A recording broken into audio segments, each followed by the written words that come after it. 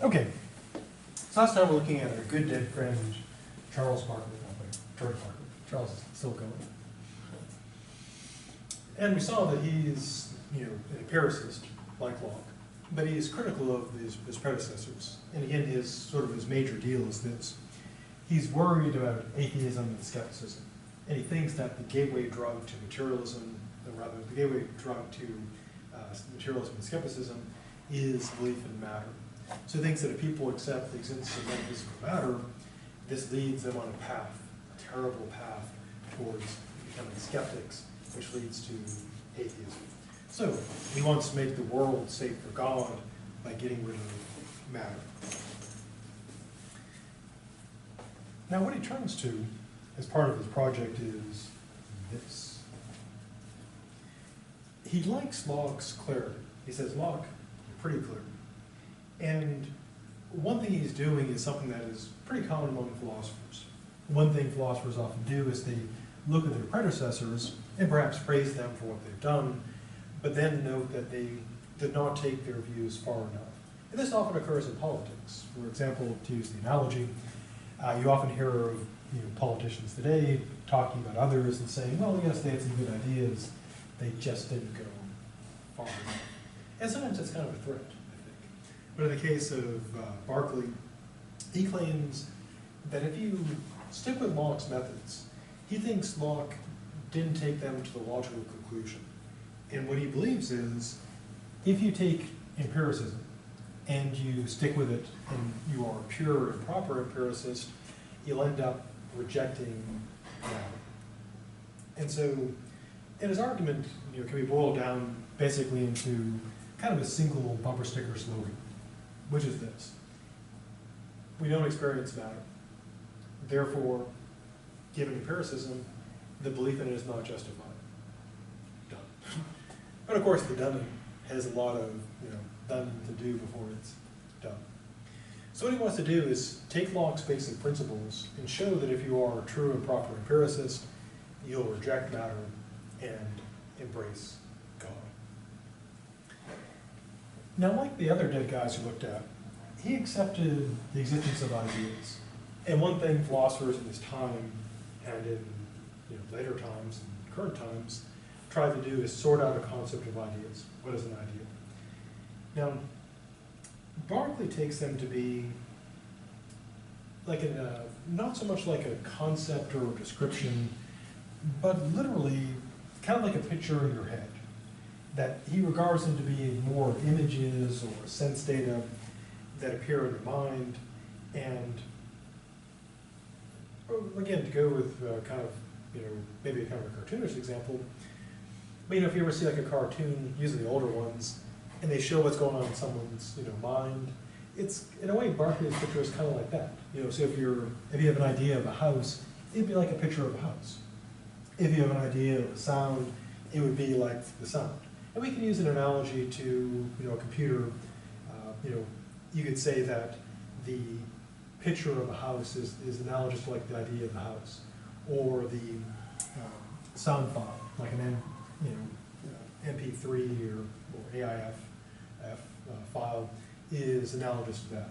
And so as these pictures or sounds are in the computer, the ideas are in the mind, kind of like that. So you can kind of think of like, okay, like a JPEG is on a computer, that's how like a visual idea is in my mind, it's a picture in my mind.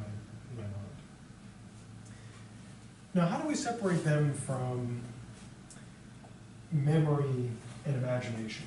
Because one thing that Berkeley will run into, as we'll see, is if everything is just ideas, how do you distinguish between daydreaming about stuff or remembering things and the real thing? Now, the argument, the difference that Locke and Descartes give is, well, if you've got a daydream, it's all in your mind. It doesn't have a material foundation to it. Whereas for Berkeley, he says there's no matter. So whatever has to distinguish them cannot be matter. So what he tries to go with is vividness, that imagination is less vivid, that memory is less vivid. And again, that's kind of a serious problem because he does have to separate what's really, what's real, what we'd say like the table, the chair, the desk, the squirrel, from what is just in our imagination, in our memory. Because it seems that the memory of something would be just as real. It's an idea. Now, to attack matter, in order to attack skepticism and atheism, Berkeley is going to step back a bit.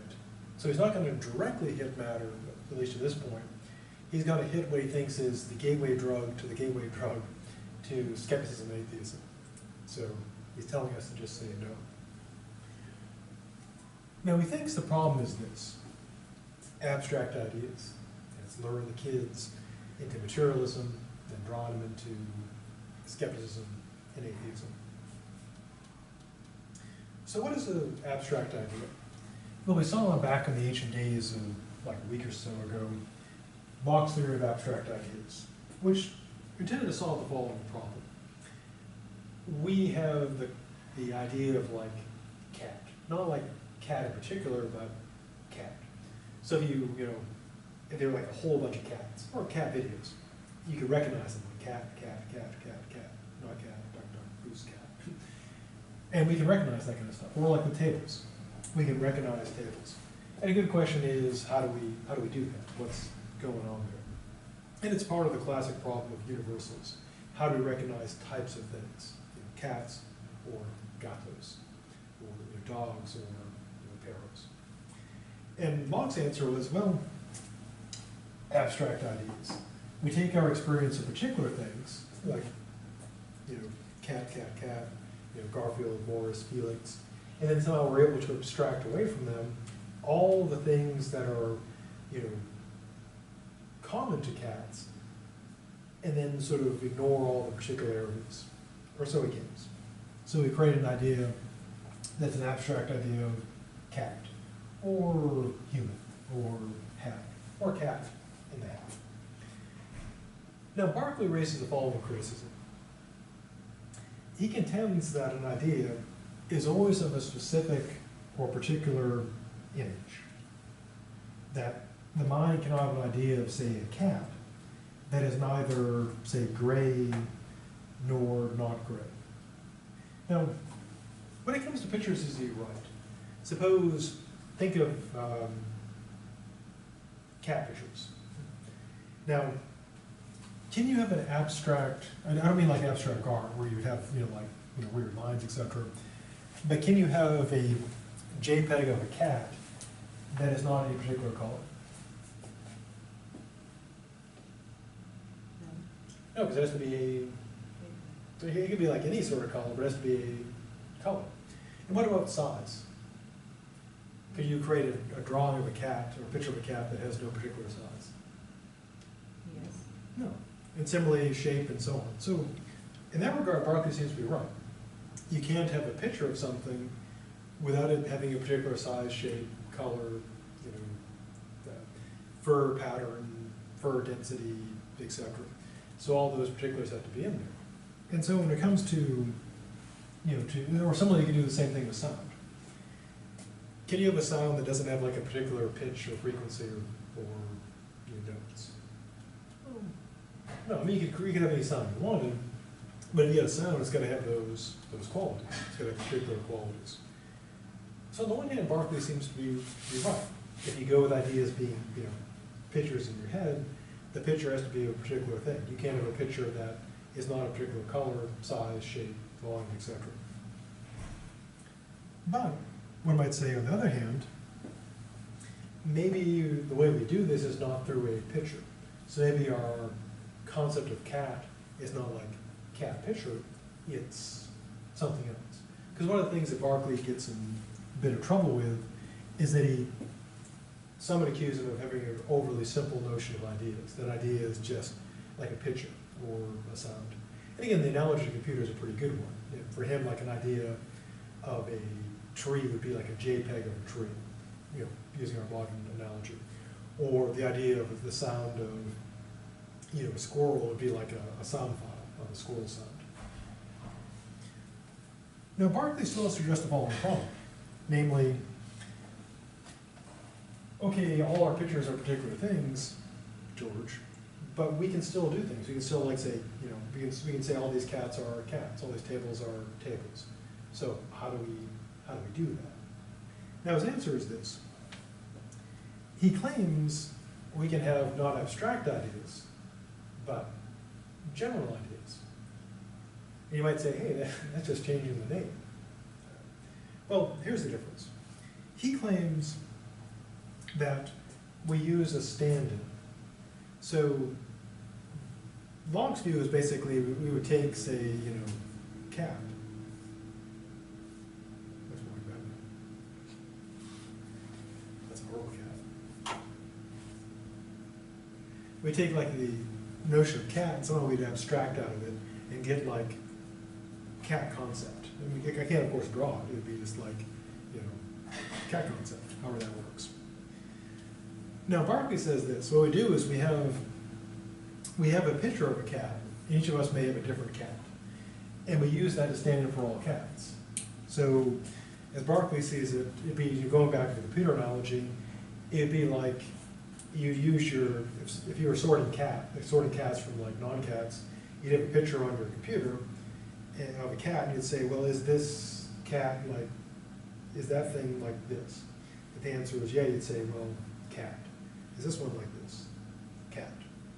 Not like this, not cat. Now the question then is, would this be good enough to work? Could you have like just a picture of a cat and use that to sort all cats?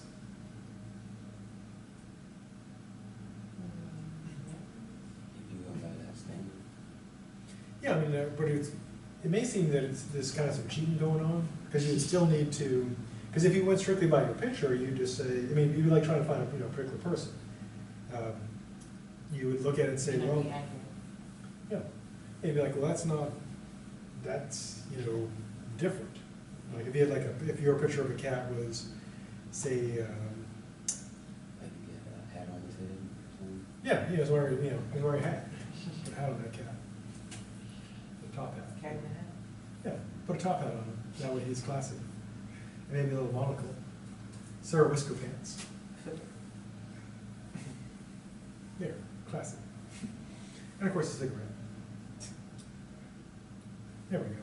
He's classed up now. Oh yeah, this cocaine habit. So, yes, a little nose damage there. There we go. But he's an aristocrat. He's nothing to do all day but smoke and do cocaine. Yeah, and if you have a picture of a cat, you would end up, you'd say, well, what does that look like? You'd be like trying to find a particular cat. Is this that cat? And if you can generalize from a particular cat to other cats, it would seem that you're doing something, it seemed like you're abstracting or something. Okay, I'm somehow understanding how this is more like that. And so, it is a good question. Do we work from, do you have like a cat picture in your head you used to recognize all cats, or is there something else? This also has a practical application. Think about image recognition software.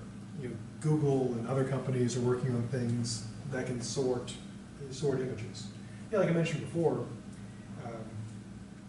the way image searches used to work is by the name. So you type in cat in Google, and before it wasn't looking, it wasn't scanning through images looking for catness.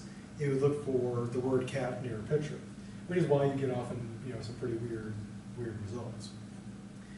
And so if you're trying to build an algorithm that can find cats, the question would be is what would you put in there? What would be the cat parameters? Now, if you just had one picture, it would seem that it would always return just that cat, just that image, cat, just that cat, Sir Whisker Pants. And so the question would be practically, what do you need to put in the parameters so that it would reliably find all cat images and not other things as well? And so it is a practical search problem, defining parameters of things to find them so that we can have the search for cats, not just that cat. So Berkeley thinks, yeah, general ideas will do it. You get a picture of a cat in your head, and that is the cat you use to sort all other cats. Or in Spanish, gato. Or gata. Now this makes Berkeley what's known as a nominalist.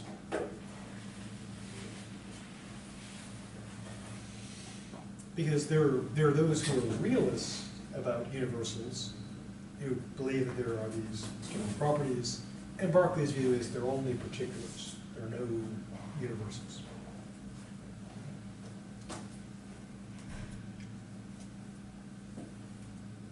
Now, Berkeley does note, and he's making reference here to Plato, one of the arguments that Socrates, Plato speaking through Socrates, did for universals was say, well, we use language in general terms.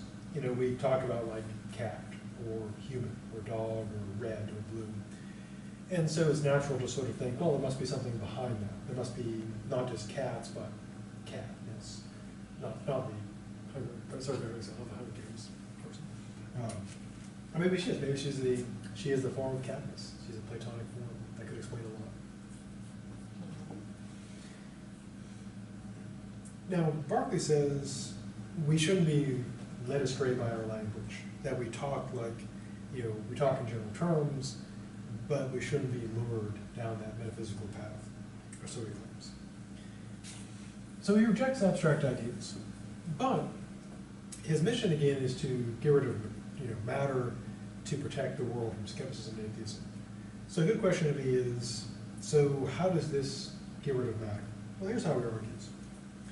He claims the concept of matter requires abstraction. How so? Well, you have to be able to abstract, he claims, and he may be misusing the term, you have to abstract from we have to distinguish between objects, they're existing, and they're being perceived. So what he claims is, basically is this. In order to have matter, we have to be able to make a distinction between, like what he claims, to be is to be perceived, that for an object to exist to be perceived, and its existence. So we have to be able to somehow abstract from the notion of existence of an object, is existence apart from us. Or so he claims. And so he thinks that we can't do this. Why? Well, this is what he contends. Can we sense something without having a sensation of it? Or put another way, can you hear without sound? Can you see without images? No, so he claims that we can't conceive of any sensible entity apart from its perception. So what he claims we'd have to do somehow is abstract away from the object all of its sensible qualities, color, shape, texture, and somehow be left with the object existing apart from all of those. I mean, you can think of, to use an analogy, either think of abstraction as kind of like distilling, distilling away stuff. And so could we distill away from an object all of its perceivable qualities and be left with a object? And his answer is we can't do that. And so he says we can't have abstract ideas. Having an idea of matter requires abstraction. Therefore, if we don't have abstract ideas, we don't have matter. And so he's satisfied matter is gone. So is he right? Has he defeated the menace, the material menace for Marx? Wait for our next round. So when he says it's not possible to separate even a thought from perception, you have to already experience it? Is that what he's saying? Well, he seems to think that if you, and he makes his argument later point, but he seems to think if you're thinking about it, like the qualities that it has, you can't separate out your perceptions from its existence. So if you're thinking of, say, like its color, you're not thinking of the object, you're thinking of your perception.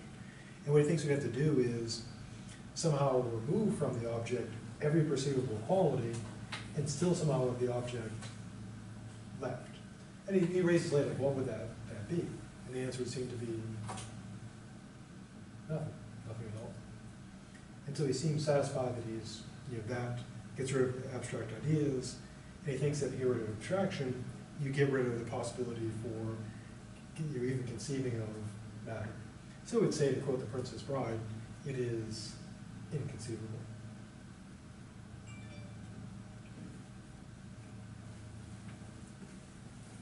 Now Berkeley is very, very careful and thorough in his argument, so he doesn't just rely on that.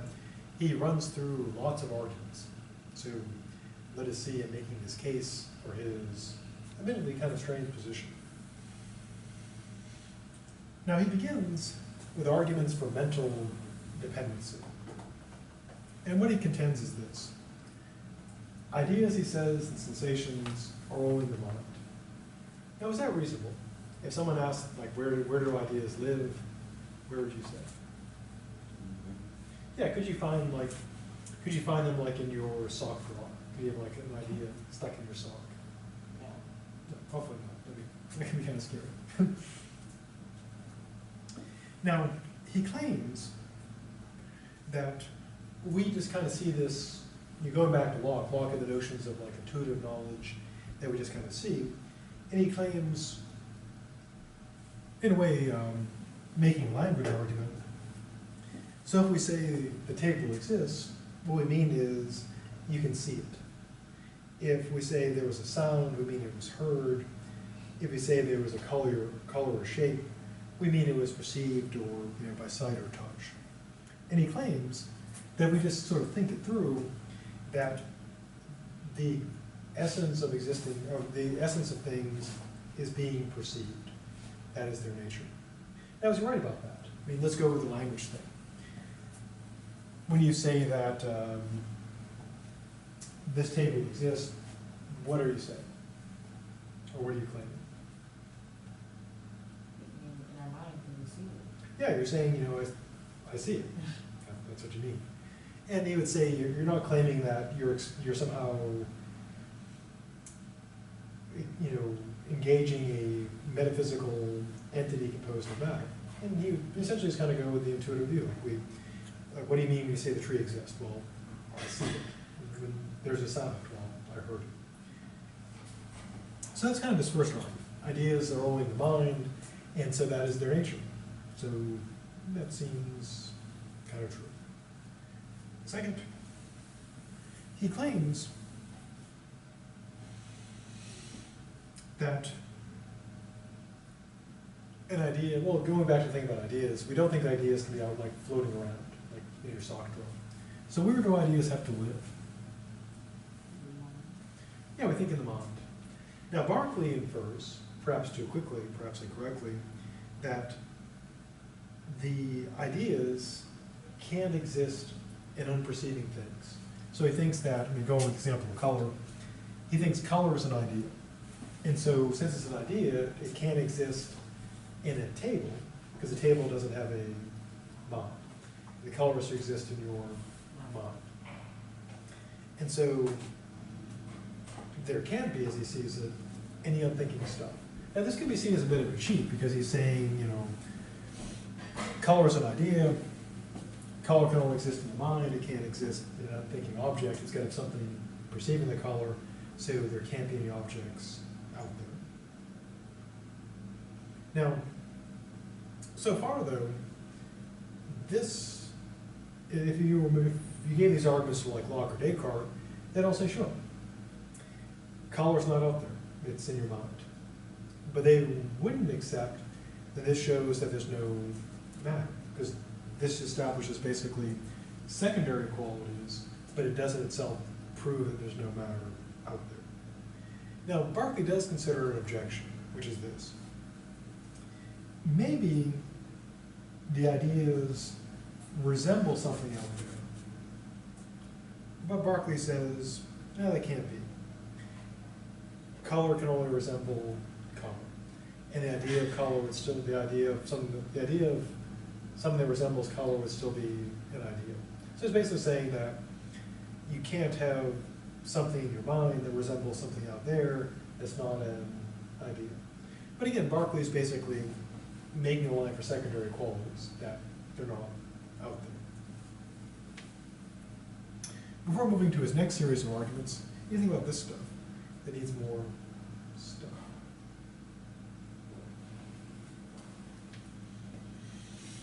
Now then turns to arguments for pain and pleasure. Now, he goes through a lot of particular arguments, but this is the generic form. He takes a particular quality, say warmth or taste, that is experienced either as pain or pleasure. For example, if you like jalapeno peppers and you bite into one, enjoyable. If you don't like them so much, then painful. Actually, we kind of both. Actually, that's one of the reasons why I eat jalapeno peppers. Because as you get older, your sense of taste starts to go. If you're like old people who are always salting stuff a lot, it's because their sense of taste is gone. And rather than killing myself with salt, I decided to kill myself with jalapeno peppers. So I use a lot of jalapeno peppers and hot sauce because they're tastable. And of course, you experience that as, as pain or enjoyment. Now, is pain the object? Does pain live in the jalapeno? Could you put it in a food processor and squeeze out some, distill some pain? No. At least not outside of fantasy movies. You distill the pain of the jalapeno. Right. Yeah, I mean, you can squeeze out, the chemicals and so forth, but there's no pain in the pepper. The pain is in your mind. So, Berkeley used the example of heat and so forth, and he's right. The pleasure and pain are not in the jalapeno, the warmth is not in the fire, the sweetness is not in the sugar, all that stuff. All correct. But does that prove there's no matter? Could you, for example, say to Berkeley, yes, holding your jalapeno pepper, yes, I agree there's no pain in this pepper, but the pepper is composed of matter. Could you consistently say that? Yeah, because that's what Locke and Descartes said. They wave the jalapeno pepper around and say, yes, the pain is all in your head, but the jalapeno is real. Unless the Nicodemus mess with it. Putting jalapeno pepper in his food. See that, Descartes? Now then he makes use of the perceptual relativity arguments. These are ones we saw in Locke. For example, one of the classic ones that everyone likes to use is the water bowl one. So kind of like buttocks. Yeah, suppose you have one bowl full of ice, one full of hot water, and one with room temperature water. Now suppose you place your hand in the ice water, and then put it in the lukewarm water. The water will feel warm. And if you do if you put your hand in the hot water, and then put it in the lukewarm water, you'll feel cool. And so his point is, the same that Locke made, is there's no objective warmth or cold. It's essentially, it's relative. So the warmth is not in the object, it's in our mind. I mean, Locke and Descartes would say the heat's out there or the cold's out there is a primary quality, but they would all agree that the warmth or coolness is something you experience, which is not out there. Because if you really, from the standpoint of the thermometer, it doesn't feel any difference. If you stick the thermometer here, then stick it in here, it'll measure the temperature correctly regardless. So it's our sensation of it. He also does the same thing with taste. The sugar, the taste of sugar is in our mind, the bitterness of broccoli is in our mind. Same with sound. That sound is something we experience, but it's in our mind. And so he rolls through all these arguments for perceptual relativity. Now at this point, right to you. Do these arguments show there's no matter? At this point where you say, yep, Berkeley, you're right. There really is no water. No, because these are arguments that Locke and Descartes would agree with. They would say, yeah, perceptuality is relative, pain and pleasure is not the object, and we're still in the primary, secondary area. So at this point, all Berkeley has done, at best, is establish the primary-secondary equality distinction. But the question still remains, are there primary equalities left? Because what Berkeley wants to say is this.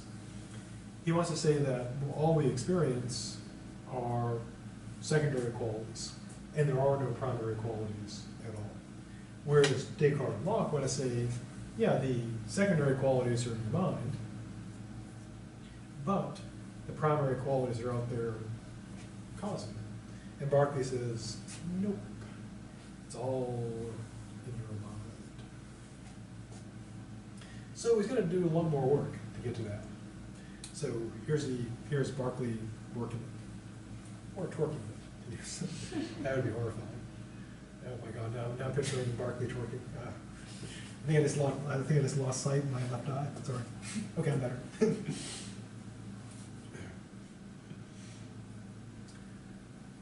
So primary and secondary qualities. Now, what Berkeley's going to try to do is he's going to try to show that all the supposedly primary qualities, extension, number, distance, are not primary at all, that they're not out there. Because the classic distinction is the primary qualities are out there for real. So if we take the desk, for example, it has length, mass, volume, density, spatial location, etc. And all those are real qualities, objectively. Then there are the secondary qualities, how we experience the desk. Its color, its feeling of texture, etc. But the idea is underneath all of that is the primary qualities of the desk. To use an analogy, think of, you can think of a JPEG on your, think of a picture on your phone or tablet or computer. Now,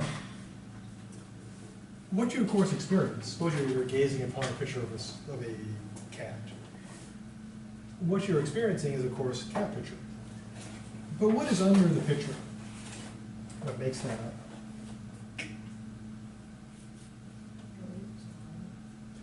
Yeah, lines, etc. And then deeper down, there's the actual, in the memory of the computer, there's like the code of the definition of file data. And so we can, using the analogy, the image you see, the squirrel or the cat you experience, the squirrel you experience, those are the secondary qualities. But the data on the computer are the primary qualities. Those are the real qualities that enable you to see the picture of the squirrel. So all the colors and stuff is in your mind, but all of that data is, those would be like the primary qualities. Those would be real qualities out there. Now, Berkeley's, to go with the analogy, what he'd be saying is, there is no code, there is just a picture of the squirrel. So we've got to grind through the primary qualities and try to show that. Now, he has to follow lots of arguments, but here they are. First argument gives what's called the contradiction argument. He claims extension, figure, and motion exist only in the mind. Why? Well, he goes with his usual arguments all over. Ideas can only be like other ideas. And so, an idea, we have the idea of extension, we have the idea of figure, the idea of motion, and he claims, and this is probably cheating, that since ideas can only exist in the mind, that they can't exist out there. Because we have an idea of extension, so an extension is an idea, so it's got to be, can't be out there. Now, it could be regarded as cheating quite a bit, because a person might say, well, yes, we can have an idea of extension, but that doesn't mean that extension itself is an idea. Just like I could have an idea of, well, actually Berkeley would say if I have an idea of a jalapeno pepper, for Berkeley the jalapeno pepper is an idea. As we'll see later, he says we're eating ideas. So every time you have for lunch, you're eating ideas. Breakfast too. That's why if you get kind of bored with your food, it's because you're always eating the same thing. You're eating ideas. What do you have for lunch today? Ideas, kids. Oh, not again. Can't we have some matter? That's heresy, kids. You don't want to happen to you, it happened to Billy. Where is Billy? I don't want to know. Okay, well, that's some ideas. It's kind of scary, actually. Because actually, you take many philosophers. If you imagine, like, if a parent had like those philosophical views, and it's like, oh God, that'd be horrible. Philosophers probably shouldn't have kids, or at least like philosophy with their kids. I guess what would be worse would be a psychologist, because apparently B.F. Skinner like experimented on kids. He's like, okay, kids, in the Skinner box, we're going to operantly condition you. No. But anyways, so he claims, makes that argument, which is probably a bad one. Next, the inseparability argument. Now, this goes back to his argument against abstraction. He claims that, and this is something people do agree to, people who accept primary qualities claim that they cause the secondary qualities in the mind. But Berkeley says, going back to his earlier argument, can you, if you think of like the table, can you strip away from the table the color, all its features, and be left with just the idea of the primary qualities? And Berkeley says, well, no, you can't conceive of the desk without its secondary qualities, he claims. I mean, going back to his picture thing, it's like saying, can you draw a desk without color? And the answer would be no. So it's kind of a similar deal. You can't have the idea of the desk without those qualities. Now, of course, critics might say that he's kind of cheating, because he's sort of saying, okay, ideas are pictures. Ideas are all the only ideas you can have are essentially, they're all secondary qualities. So guess what? All your ideas are secondary qualities. You have no idea of primary qualities. Like, that's true, but perhaps, cheating. Now, what about extension? Like, we think of the hallmark of matter as being three-dimensional. Now, he claims that extension without the mind would neither be great or small, swift or slow, would be nothing.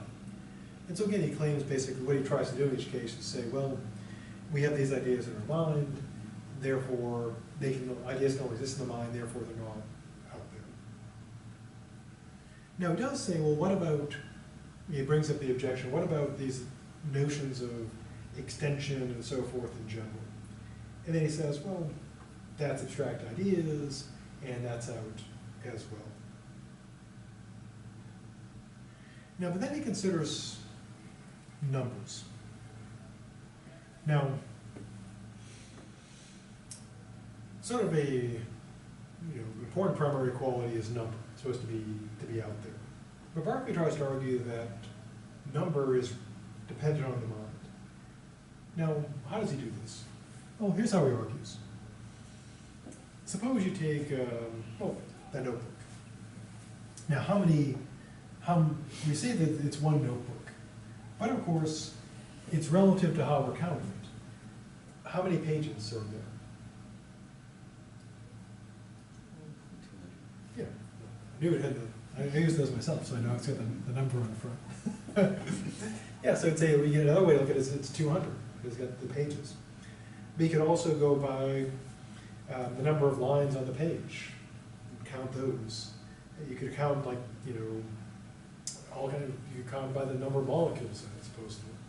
And so he claims that number is all relative, and so it exists in the mind. Now a critic might say, well, just because something is relative, that doesn't mean that's not the same thing as being in the mind. And the fact that we can count things differently, I mean, that does show that how we count things depends on how we think about them, but doesn't show that number is actually mentally dependent. Just because you could still say, well, yeah, I could count as one notebook or 200 pages, but you might say, well, that doesn't prove that it's all the notebooks in my mind, because it could just be just how I count them is different from what there is. Now, probably one of his best arguments, sort of ironically, is actually a skeptical argument, namely this.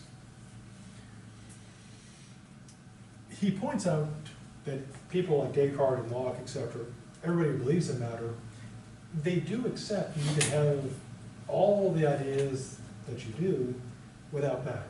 How so? Well, it's the dream hallucination argument. Now, when we're dreaming, do we think that that's actually a real world? That when you dream, you go to the dreamlands and you're running around, physically in an alternative world? Now, there could be an explanation. Maybe the dream world is a place you go. You fall asleep and you appear in a new world. But do we think that, for the most part? No. We think it's all in our mind. Like virtual reality. Like the Oculus Rift, which is available now. It is pretty cool. I think I'll wait for version 2.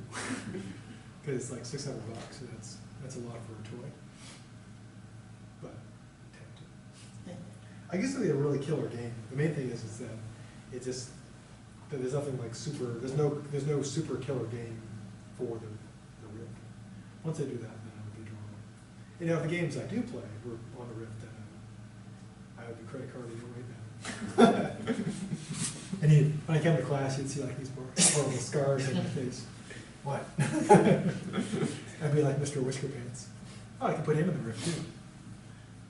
Wow. There we go. There you go, Mr. Whiskerpants. There, you're in the Rift.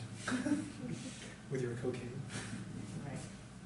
Well, there's a cocaine dispenser. That's how the reality works. It's, wow, it's so real. Yes, hallucinations. So yeah, we can have we have virtual reality.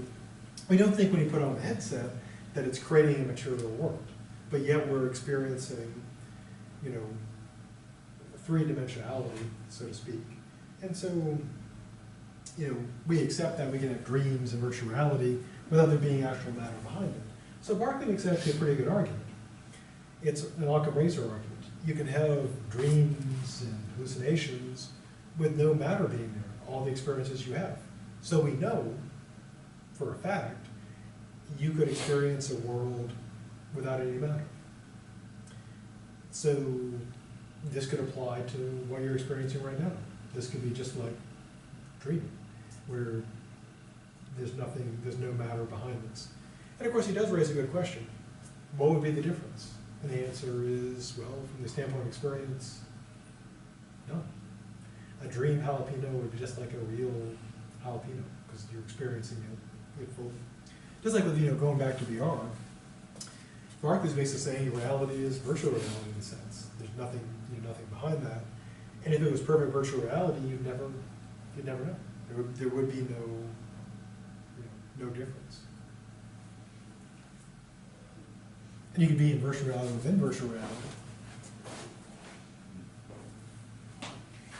There's a lot of movies like that. Now, this also nicely handles the problem of distance, because we think of, one of the primary qualities is, space. And so we tend to think like Newton did. Space is three-dimensional. It's a place where we keep our stuff. Berkeley says, though, the distance is no proof that there's actual matter. Why? Well, going back to the dream argument, do we experience distance in our dreams? Yeah, I mean, you have the sensation of distance. If you dream of like this room, what a horrible dream, it would be like, you experience, three-dimensionality. Also, like with, going back to VR, Berkeley would probably love VR. When you're experiencing that, it's not really, out there. Because if you put the Oculus Rift on, you can't like touch the stuff, because it's not out there, but the distance seems to be there. Or even, you don't have to go fancy, you can just go with like a normal computer screen, playing like a video game. It looks like it has distance. And of course, as Berkeley says, you create the distance by size. Things seem smaller, and that's the way they do in video games. As you move closer, it gets, the image gets bigger. So he seems to be interested enough right about that we can handle, we can explain distance and so forth, and purely, it's all in your mind. Now, he also makes a point that has been proven to be correct, namely this. He claims that if someone is born blind and somehow gains sight, they would not interpret visual images as presenting distance. They would have to learn how to make that connection. They'd have to make that association. Now, for Berkeley, of course, that was purely theoretical. But I mentioned before, they did a series of operations on people who were born blind and gave them sight. And part of the, it was actually part of the experiment. So they got funding, basically, which is both good and I guess mostly good. They got funding to research what effect this would have, and they used the money for a good purpose, namely giving people sight. And then they, basically ran the experiments to see if they could figure that out. And it turns out Berkeley got it right. That when people who haven't seen get sight, they don't understand distance. I mean, they do from the standpoint of touch, but they can't navigate by sight until they learn how to do that. So Berkeley was right with that. It doesn't mean he's right about matter, but he was right about that prediction.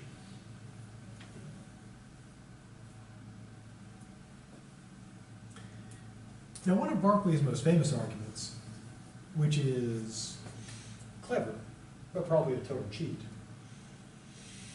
is the imagination argument. Now, the two characters, Philonous and Hylas, are arguing, and Polonius, or Philonous, actually I should probably, I used to know the correct pronunciation, but I replaced that memory with something else, probably jalapeno peppers or something, something useless, I'm sure. He says to him, he says, Hylas, if you can conceive of any sensible object existing apart from the mind, then he says, you win. I will conceive that matter exists. Victory is yours. And Hylas, of course, says, well, that's super easy. I can conceive of a tree or a house existing by itself, independent of and unperceived by any mind. So basically the challenge put forth is Polonius is saying, okay, if you can conceive of something existing apart from the mind, then I'm wrong, because what I claim is that can't happen. And Hylas says, sure, it's easy enough to do. So imagine we go with the example of like the tree. So do a drawing, got a drawing of a tree, or broccoli, or mushroom, or God knows what. Those art classes just not paying off. Now, so it'd be like saying, draw. Well, here's the cheat part. So he says to Hylas, if you can conceive of a tree existing with no one to perceive it, you win. And Hylas says, no problem. I'm picturing a tree with no one there to perceive it right now. Victory is mine. So why is victory not Hylas's? What is Berkeley's clever reply?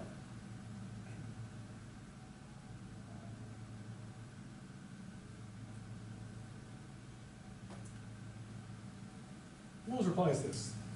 If you're thinking of the tree, if you're picturing the tree in your mind, where's the tree? Your mind. Yeah, in your mind. So essentially what Berkeley is saying is if you can think of a tree without thinking of a tree, then you prove me, if you can think of a tree that's, without thinking of the tree, then you prove me wrong. But can you think of the tree without thinking of the tree? No. Now, to use an analogy, you'd be like being asked, can you draw a tree without drawing an artist drawing the tree? And the answer is yeah. I drew the tree without showing someone drawing the tree. But of course, have I drawn an undrawn tree? No, I've drawn the tree. Because I can draw a tree without putting someone drawing the tree in the picture. But can I draw a tree without drawing a tree? No.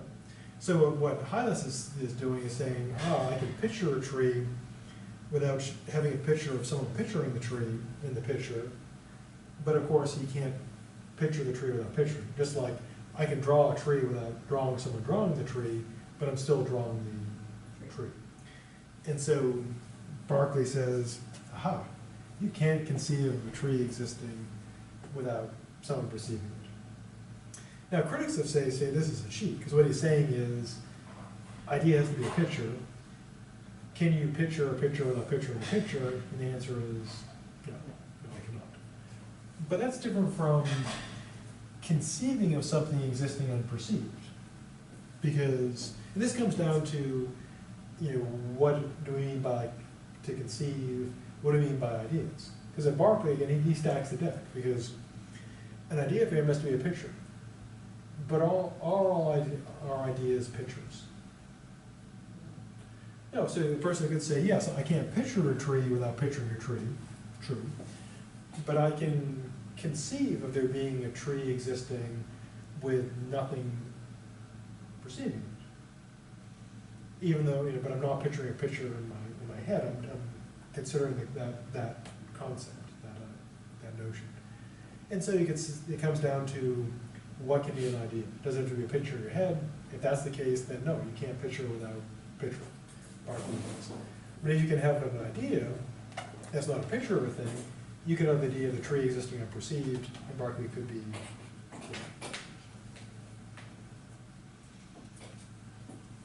Now, what Berkeley is explicitly rejecting is what's called representational realism.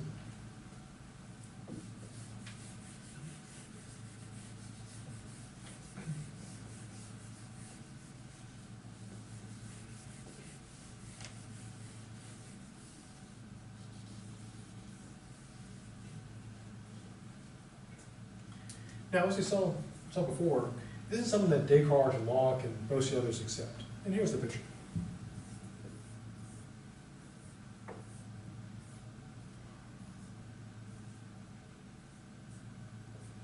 It's like Homer Simpson, kind of, if macaroni couldn't draw. Now, representational realism works like this. So, the view is you've got objects out there, and then you experience them, and then you create an idea, or an idea is formed in your mind that's of the object, representing it. Now, that involves, of course, you got stuff out here, matter. Then you've got ideas in the mind, ideas. Now, Berkeley, of course, rejects that. Why? Well, this is what he claims. And essentially, it's simply the skeptical argument. As you recall, going back to Descartes raises the skeptical problem.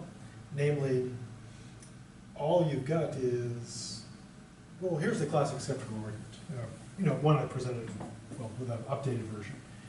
Imagine, you're walking up in class and someone shoots you with a dart gun, you fall over unconscious, and you wake up in a room. Your memory erased. There are no memories anymore. And in the room is like a circular room with all these monitors. And you're wondering, is what's on the monitor real? Now, the only way you can tell is if you get outside the room and look at the monitor or look at outside at the same time and see that. Now, if the room is like your mind, can you ever get out of your own mind? No. Can you pop the hatch and peek outside to make sure that what you think you're seeing is what you're seeing? Well, no. Because if you could somehow do that, then it would just be the question of, here's the little you peeping outside of your mind. The question would be what Matt is experiencing, is that what's out there? Yes, the skeptical argument is you can never know what's out there because you can never get outside of your own mind to sort of see both, to see your idea and the object.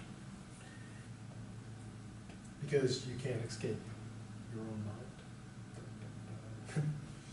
That's probably a movie title, I'm guessing. Like in Space, no one hear you scream. You can't escape your own mind. It was not a movie yet, it will be soon. Trademark. Now, normally that's, of course, the skeptical argument, saying, ooh, we can't know what's out there.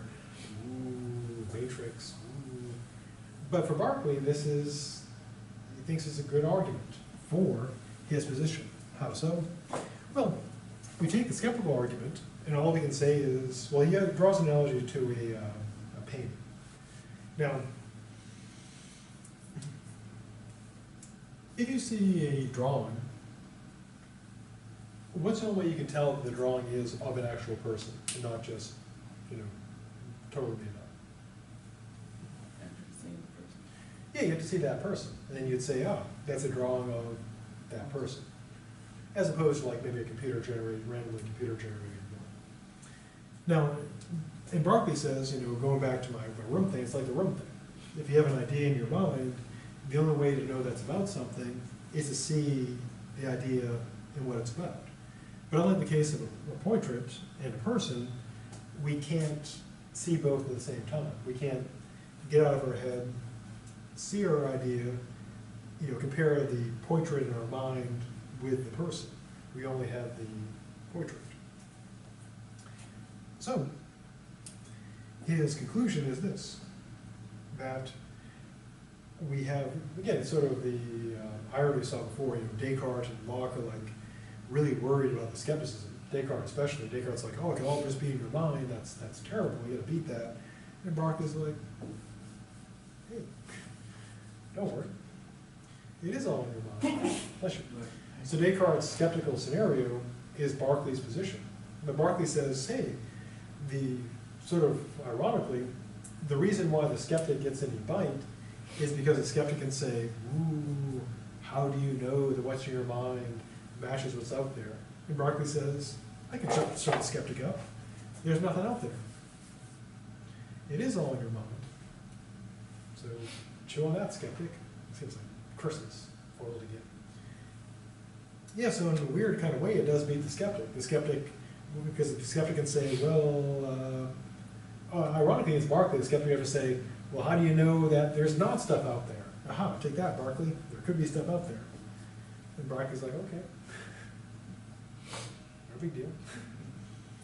Yeah, so it's less of a bite, because the Descartes view is a problem because he wants stuff to be out there, and so the worry maybe all in your head is a problem. Berkeley thinks it's all in your head, and if someone says, well, maybe there's stuff out there too, Berkeley would probably say, no big deal. I mean, to use an analogy, it's kind of like someone saying, I think I have this much money, but I don't know for sure, and someone saying you may have no money at all in your bank account, that's kind of scary. But if you think you have no money in your bank account, and someone says, ooh, you may have millions, are you scared? You're like, that'd be cool. That's not wrong. Yeah, so the reverse skepticism doesn't seem to work on Berkeley. Now he also tries the argument we saw before, namely this. Suppose you had a property extractor, like a claw. You could pull away properties. Now, suppose you took the desk, you took away the color, the shape, the mass, volume, density, and all the qualities. What would you be left with? Yeah, it seemed to be left with a whole bunch of nothing. So Berkeley does make a interesting argument, namely, if you took away all the sensible qualities of an object, what would you be left with? Now, people who accept substance say you'd be left with something that has no qualities whatsoever. And intuitively, something with no qualities whatsoever would be nothing. It'd be like, imagine you have a bottle that has no, you get a bottle holding something with no ingredients whatsoever. Well, then your bottle is empty. You got nothing in the bottle. So that's Berkeley's arguments to try to get rid of matter. Now the question then turns to, okay, George, what do we got? What is the metaphysics of the Berkeley world? Now one objection Berkeley considers right off the Berkeley bat is this, the vanishing of the real. Because it would seem that all that is substantial and real has been vanished. Like I said, going back to the thing about lunch. What are we having for lunch? Ideas. Dinner? Also ideas. Snacks? Ideas. Drink? Ideas. So it would seem that everything is just an illusion. We're living in the Cartesian, nightmare. Now Berkeley's reply is this. He says, no, this is not a nightmare, this is not a problem. Why? Whatever we see, hear, feel, taste is just as real as it ever was. There is, in his words, a rerum natura, and the distinction between the real and the chimerical retains full force. And he points out, I'm not arguing against the existence of anything you can see. If he says, what's the table? Well, it's the color, the shape, and all that stuff that you can see. And all I'm saying is, according to him, the only thing missing is the mysterious matter. To use an analogy, it'd be kind of like someone saying, oh, in every desk there's a little ghost, a ghost desk that makes it a desk. And someone says that's BS. Now, does that rob you of desks? If someone says ghost desk is a BS? No, you'd say, well, that doesn't do anything. You just need the desk. And Berkeley says, what's the desk? Well, it's the shape you see, the color you see, the texture you feel, everything you could check is there. What's missing? Nothing. Well, the matter, which he claims is nothing. Now, so he doesn't question this is what he touches, what he sees, what he hears. He just says there is no mysterious matter in there. Now, he thinks this is a good thing. Why? Well, first, he thinks only the atheist will miss it. Why? Well, because for the atheist who want to reject God, he believes that they rely on matter, a material world with no God. He also thinks only the philosophers will miss it, because they use it as a matter of dispute, trifling disputation. So is he right? Is Berkeley's world, imagine you could pick between philosophical worlds. From the standpoint of your experience, what would be the difference between Berkeley's world and, say, Descartes' world? So you get the table. From the standpoint of what you experience, what would be the difference between a Descartes table and a Berkeley table? Or suppose you go to a restaurant and order some pho, which is really good, properly done. It's a Vietnamese noodle soup. So good. Plus you put jalapenos in it. And it's actually a sauce, super hot sauce. Wow, painfully delicious.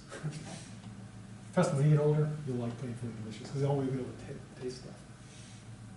Good times. So what would be the difference? Berkeley pho versus Descartes pho. Would it taste the same? Yeah, it's almost the same. The only difference would be is that Berkeley pho would have no matter. But as far as your experience, it would be indistinguishable. If they were able to have like a metaphysical taste test, you wouldn't be able to tell the difference. They taste exactly the same. So in that regard, Berkeley seems to be right. If you just take all the secondary qualities, that's all we ever experience. Now, but it does run into a bit of a problem. One problem is this. The dream problem. Now, Descartes runs the dream problem too, because this problem is basically Berkeley's solution. Because Berkeley says it's all ideas, and Descartes says maybe it's all just a dream, which would all be ideas. But Berkeley is to differentiate between dreams and reality, hallucinations and reality. So the way Descartes and others do it is this. Dream is pure secondary qualities with no primary qualities backing it up. You have all the ideas, but none of the matter. So to use, going with the pho, what's the difference between dream pho and real pho?